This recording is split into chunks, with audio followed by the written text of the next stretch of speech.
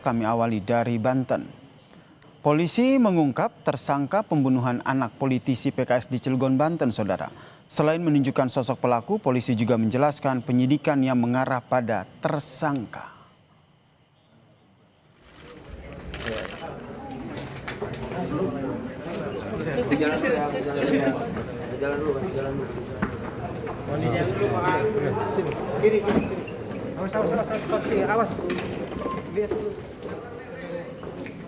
Kapolres Cilegon AKBP Martua Raja Taripar Laut Silitonga memastikan pelaku yang ditangkap merupakan pembunuh anak politisi PKS yang ditemukan tewas di rumahnya, saudara. Selain pengakuan pelaku, polisi juga telah mengantongi bukti elektronik baik dari bukti percakapan melalui pesan elektronik maupun CCTV yang didapatkan dari tetangga korban. Pelaku merupakan karyawan swasta dan nekat melakukan pencurian di rumah mewah tersebut karena terlilit hutang ratusan juta rupiah setelah kalah bermain kripto.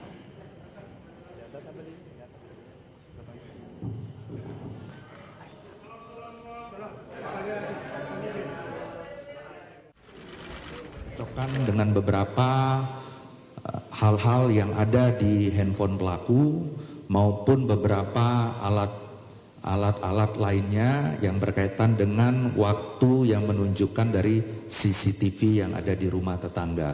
Jadi kami menentukan bahwa pelaku untuk menjadi tersangka melalui gelar penetapan tersangka sudah melalui proses scientific crime investigation. Hasil penyidikan, saudara, polisi menyita sejumlah barang bukti yang digunakan saat melakukan pencurian. Salah satunya adalah 2 bilah pisau. Oleh polisi, 2 bilah pisau tersebut langsung dilakukan pemeriksaan oleh Puslap 4 Mabes Polri. Hasilnya ditemukan bercak darah dan terdapat DNA korban, yaitu anak politisi PKS. Selain itu, saudara, polisi menyita sebuah sepeda motor, perhiasan hasil kejahatannya.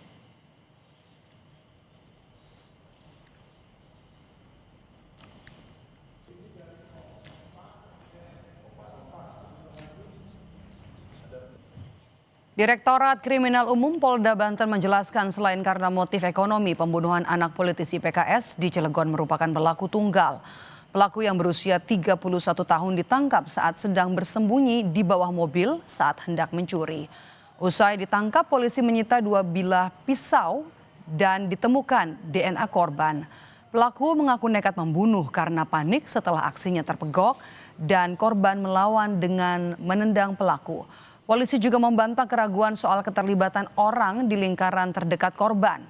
Akibat perbuatannya, pelaku dijerat dengan pasal pembunuhan dan Undang-Undang Perlindungan Anak dengan ancaman maksimal penjara seumur hidup.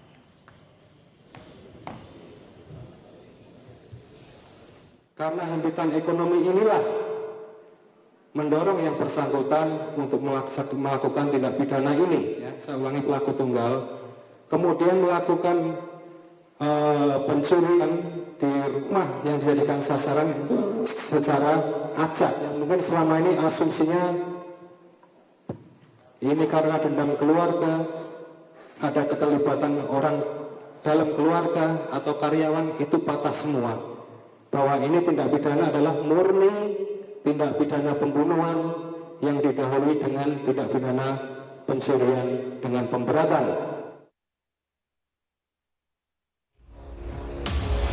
Jadi pelaku ini adalah pelaku tunggal yang dijadikan sasaran itu secara acak. Ini adalah kursi roda yang digunakan pelaku pada saat untuk membantu mengangkat perangkas, di mana pelaku adalah sendirian. Polisi mengungkap pembunuh anak politisi PKS di Cilegon hanya beraksi seorang diri atau pelaku tunggal. Tertangkapnya pelaku dan bukti yang ditemukan di tas pelaku meyakinkan kepolisian bahwa pembunuhan tidak terkait dengan orang dekat korban. Salah satu bukti yang menguatkan yakni pisau yang disita dari pelaku ditemukan bercak darah yang cocok dengan DNA korban. Profil DNA yang ada pada bercak darah pada pisau cocok dengan profil DNA pada anak A umur 9 tahun. Jadi dari yang diperiksa itu dengan saudara si anak ini mempunyai kesamaan. Sebelumnya pelaku ditangkap saat melakukan pencurian. Polisi menyatakan pelaku mengakui telah membunuh anak politisi PKS di Cilegon. Namun psikolog forensik Reza Indragiri meragukan bahwa pelaku pencurian yang ditangkap merupakan orang yang sama dengan pelaku pembunuhan di Cilegon. Saya khawatir keluarnya pengakuan bahwa saya pelaku pembunuhan itu adalah keluar dari mulut si pelaku pencurian karena dia berada di bawah shock dalam sebuah interogasi yang sangat-sangat menekan dirinya. Si pelaku pencurian ini punya sidik jari, punya rambut, punya DNA. Silakan dicek di lokasi pembunuhan sebelumnya. Ada tidak jejak-jejak identitas si pelaku itu? Pembunuhan terhadap anak 9 tahun di Cilegon diketahui ayah korban yang merupakan politisi PKS pada 16 Desember 2025. Pengungkapan pelaku sempat terkendala CCTV rumah yang tidak aktif. Pelaku kemudian ditangkap pada 2 Januari saat melakukan pencurian. Tim Liputan, Kompas TV.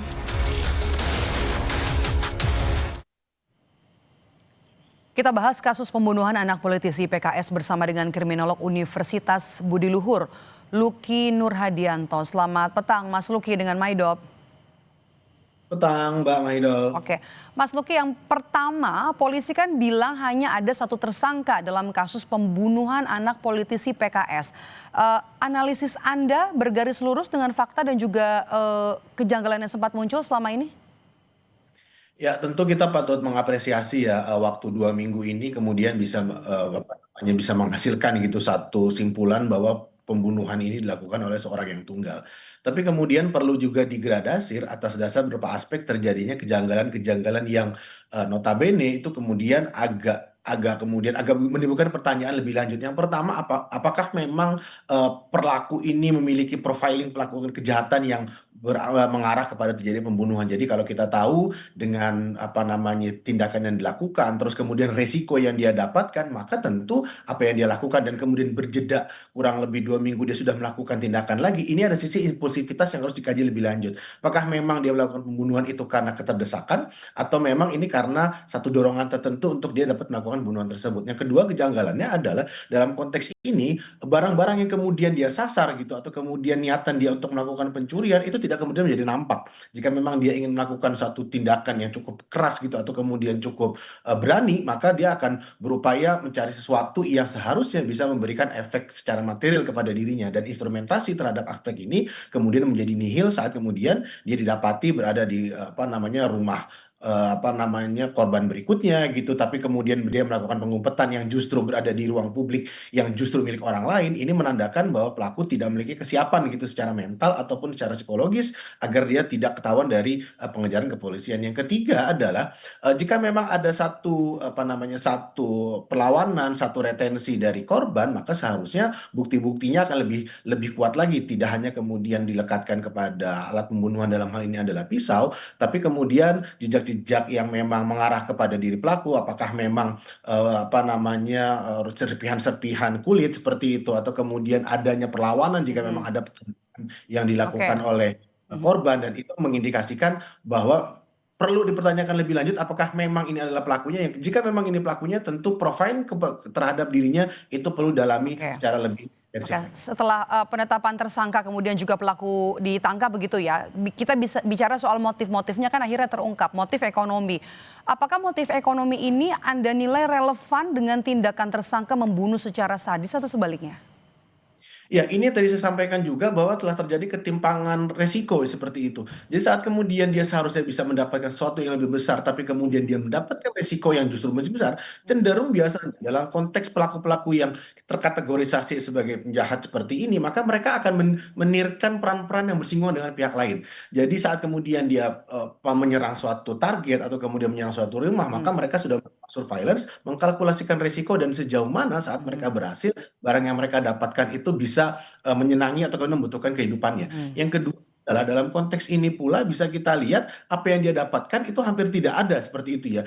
Bahkan kemudian rekam jejak profiling dirinya itu terindikasi dia adalah satu pekerja yang cukup baik gitu ya. Dan yang ketiga adalah perlu dideteksi lebih lanjut apakah memang permasalahan ekonomi yang kemudian bisa seharusnya ada aspek lain gitu yang dibentengi dalam ini adalah keluarga misalnya atau retensi dari pihak-pihak lain yang bisa mengurungkan niatnya dia untuk dapat melakukan tindakan lebih jauh sampai kemudian melakukan Oke. pembunuhan.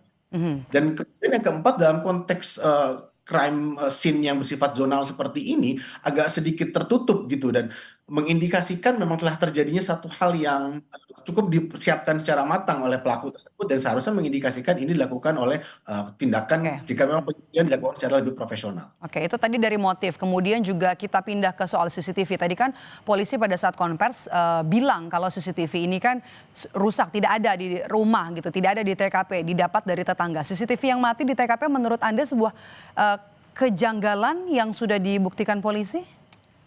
Nah, inilah yang menurut saya dalam konteks kalau kita mengkorelasikan dengan atribusi dari pelaku, maka seharusnya dia tidak mengetahui keberadaan CCTV tersebut jika memang ini adalah tindakan yang bersifat reaktif atau kemudian impulsif.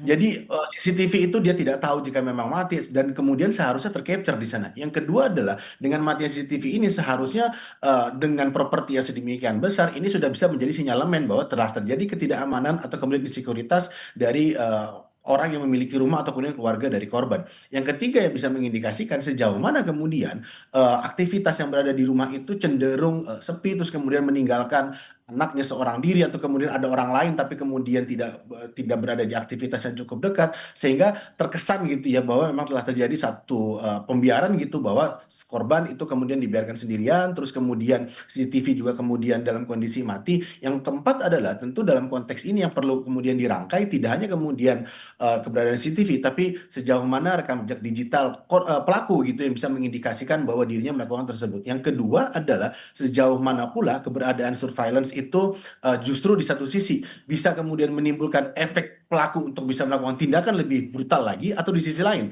dia seharusnya memang tahu tapi kemudian mengabaikan keberadaan CCTV tersebut. Yang seharusnya saat kemudian dia tahu itu memberikan rasa efek untuk kemudian mengurungkan niatnya untuk bisa melakukan pencurian apalagi melakukan pembunuhan.